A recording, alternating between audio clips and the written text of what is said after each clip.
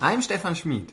I'm teaching at the Humboldt University in Berlin, in Germany, and today I want to talk about Descartes' famous Cogito argument. Even if you have never heard of the name Cogito argument before, or of Descartes, you might have encountered the argument itself. It is nothing other than the famous philosophical insight, I think, therefore I am, or in Latin, cogito ergo sum. This argument has become so popular that it has even become the subject of jokes. Consider this one. Descartes walks into a bar. The bartender walks up to him and says, "Hey, would you care for a drink?" Descartes replies, I think not. And poof, he disappears. Now, I admit that this joke is probably not the best joke ever, but Descartes' Cogito argument, to which this joke appeals, is definitely pretty cool. The most exciting feature of Descartes' Cogito argument is not the argument itself, though.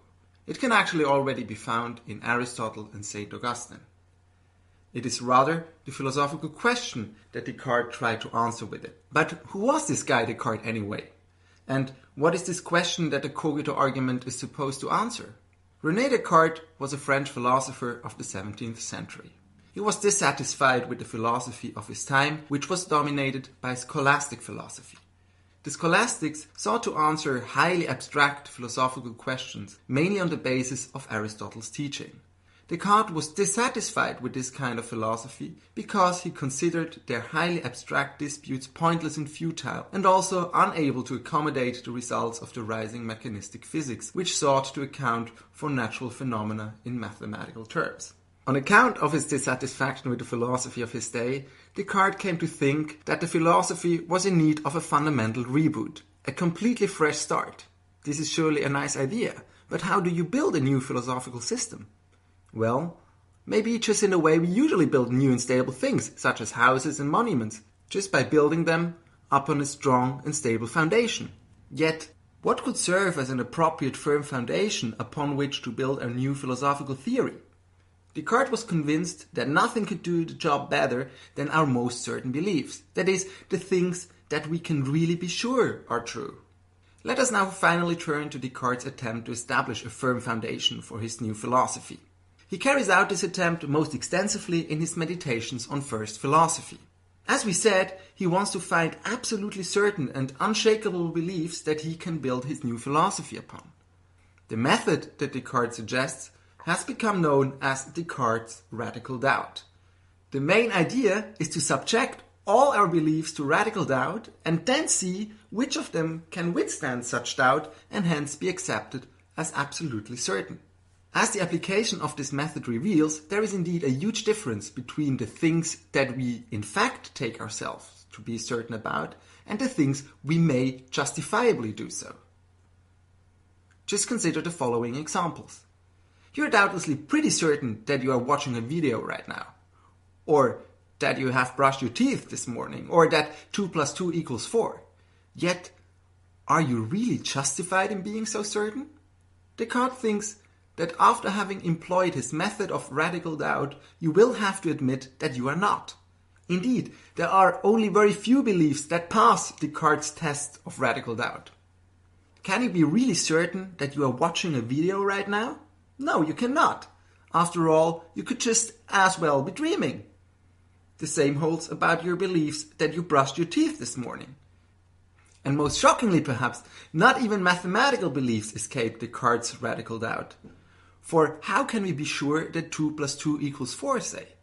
True, we have often convinced ourselves that we get a collection of 4 objects if we unite 2 collections of 2 objects. But what ensures that we did not err every time we convinced ourselves of this? Perhaps there is an evil demon or a wicked neuroscientist who constantly manipulates our thoughts by systematically distracting us when we try to verify our mathematical beliefs. As these considerations show, Descartes' method of radical doubt leaves hardly any belief unaffected. But there is hope. Descartes argues that there is at least one thing that we cannot doubt and which we can be absolutely certain about. This is the fact that when we doubt, we cannot doubt that we doubt or think, for doubting is just a form of thinking. But when we can be sure that we think, we can be equally sure that we exist while we are thinking. For if indeed we can be sure that we are thinking, there has to be something that does the thinking, and we are the something, you and I. It is hence here that we finally arrive at Descartes' famous Cogito argument. I think, therefore I am. The Cogito argument then assures us of the fact that there is at least one thing that is impossible to doubt and is thus absolutely certain. This is the fact that we exist while we think, and this is precisely the unquestionable fact that can figure as the unshakable and firm foundation which Descartes has been looking for in order to build his new philosophical system upon. The prospect of building a whole worldview upon the certainty that we exist while we think must strike you as not very promising. Given that we can only be certain that we exist while we think, how can we ever know, as we seem to, that we live on a planet we share with human beings and other animals and which orbits the sun? And how can you know that 2 + 2 = 4 or that you are watching a video? It is indeed a long road for Descartes to restore our certainty in our common sense beliefs, and many of these beliefs have to be abandoned along the way. Amongst those are our commonly accepted beliefs that material things are really colored or have other sensory properties like tastes, smells and sounds. It takes Descartes the whole rest of his 6 meditations to walk down this road and restore our confidence in our beliefs of mathematical truths and the existence of the outer world. It would take us hours to carefully reenact all these steps. However, in order to get a rough grasp of Descartes' procedure, it will be worthwhile to reconstruct just one step that Descartes takes in order to extend the stock of beliefs that we can justifiably be certain about. The method Descartes employs for extending our certain beliefs consists in squeezing out the certainties he has already arrived at. Actually, we have already encountered this method, for Descartes' Cogito argument is such a way of squeezing out a certain belief or idea from another. After all, the Cogito argument is an argument, that is, a transition or an inference from one belief to another. The unshakable belief that this argument starts out from is the belief that we are thinking when we are doubting.